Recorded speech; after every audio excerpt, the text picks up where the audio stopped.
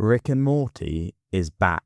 And I don't mean back in the way Adult Swim's marketing team shouts it at us every single year. I mean genuinely, actually, properly back. The kind of back where you finish an episode and immediately want to rewatch it. The kind of back that reminded me why this show was ever my favorite thing on television. Because let's be honest, season 8 was a wobble, a significant one. And if you've been watching the show for years, you felt it too. There were flashes of brilliance buried under episodes that felt like the writers were finding their footing, rather than running at full speed. But season 9, 2 episodes in and I'm ready to say it. This is the return to form we've been waiting for. So today I want to break down both of these episodes in full detail, talk about why they work so well, dig into some of the deeper stuff going on beneath the surface, and explain exactly why season 8 fell short in comparison. Let's get into it. Before we dive into the episodes themselves, a bit of context. Season 9 premiered on May 24th, 2026, and this season carries a bit of extra significance behind the scenes. It's actually the first season made entirely about Bardell Entertainment, the animation studio that has been working with the show since season 1. That's a massive change under the hood, and honestly, you can feel it on the screen. The official synopsis this year reads, and I love this, Season 9 is all certified bangers. No AI slop,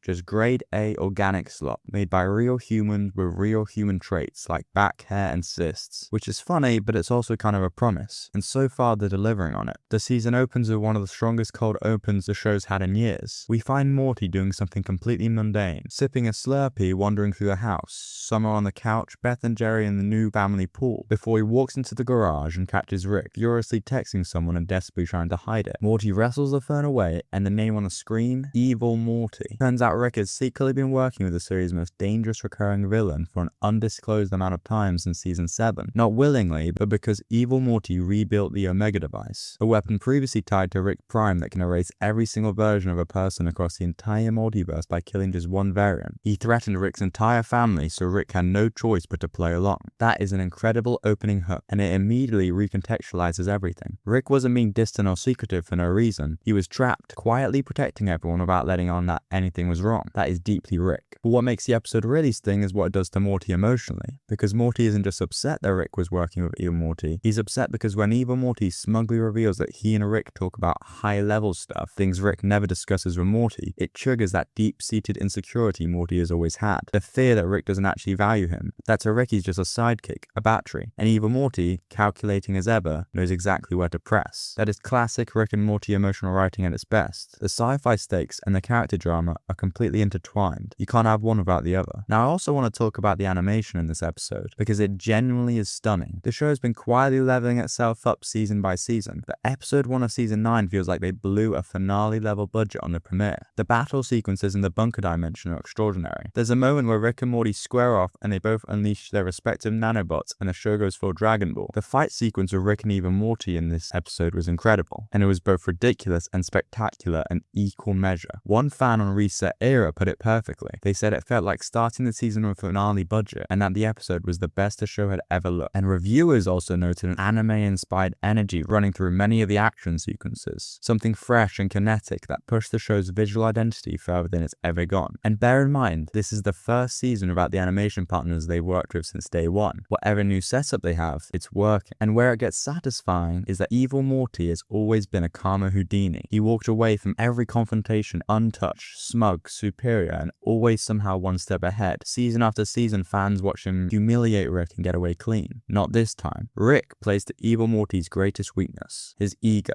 He lets Evil Morty believe he's won, he lets him gloat, lets him feel untouchable, and meanwhile back in the home dimension, Rick has already destroyed the Omega device across the entire multiverse. The leverage is gone. And then, in a brilliant touch, the whole Smith family gets involved in the final fight. Summer, Beth, Jerry, people who didn't even know Evil Morty existed until Rick fills them in mid-episode, all pile in. It's chaotic and funny and weirdly heartwarming. And then Rick outsmarts Evil Morty and he gets imprisoned by the time police. And after seasons of him being untouchable, he's behind bars. It's enormously cathartic. This is the Evil Morty send-off fans deserved. But we don't know when he's going to return and if he'll escape soon or if he'll be gone all season. But for now, it seems to be a perfect ending for the character. Episode 2 could not be more different in tone, and that contrast is exactly what makes the 1-2 punch of these episodes feel so satisfying. The premise is this. Every year, Rick secretly takes a vacation to another planet where his memories are erased and he lives with more stupid people. This year, he lives under the alias Ted, and he has friends there, a local group who love him, a bowling alley irregular spot, a woman named Marjorie, For this vacation, Rick gets to just be a normal bloke called Ted. No genius, no pressure, no multiple catastrophes. But as it appears, things go wrong, most likely like before. The episode starts innocently enough. Rick as Ted, bowling, laughing, living what looks like a genuinely happy life. But during a routine trip to a liquor store with one of his friends, an armed robbery occurs. Rick's cybernetics kick in automatically to protect him, and just like that, the illusion shatters. He finds out that he's not really Ted, and his body won't let him forget what he actually is. What follows is Ted spiraling into an existential crisis, trying to hold on to the vacation identity while his real self keeps bleeding through. Morty is trying to bring him home the entire time, pulling Rick through a device hidden in his leg, sending drones, growing increasingly desperate. And then Marjorie is killed in the chaos of it all, and Ted is devastated. Eventually, he manages to return home, but as Ted, hollow to an unimpressed Beth and Summer. But the end of the episode is what really hits. When Rick is finally reinstated back to his old self, the episode just ends abruptly, because he knows what's happened, and this has probably happened before. On the surface, this episode might look like just a fun standalone adventure, but it isn't. The episode is largely about Diane. Think about what we know of Rick's history. Before he became the broken genius alcoholic drifter we know, Rick had a life. He had a wife, Diane. He had something resembling peace, and then it was taken from him. Diane was killed, and killed from all possible universes. And Rick has spent decades since then moving through the universe at 100 miles an hour, never letting himself stop long enough to feel the absence of that. Ted is a version of Rick that never lost him, a Rick who never became Rick. He has a friend group, a favorite spot, and a woman he's close to in Marjorie. He's built a shadow life, and a life that mirrors the one that was ripped away from him. And just like Diane, Marjorie dies. Not because Rick was weak, but because Rick can never outrun what he is. Everywhere he goes, he brings the danger with him. The destruction follows. The people he gets close to pay the price. The episode is essentially asking, can Rick ever actually rest? Can he ever actually have something ordinary and keep it? The answer, devastating as it is, appears to be no. And rather than have Rick articulate any of that, rather than give him a speech or a breakdown, the episode just lets the weight of Marjorie's death hang there,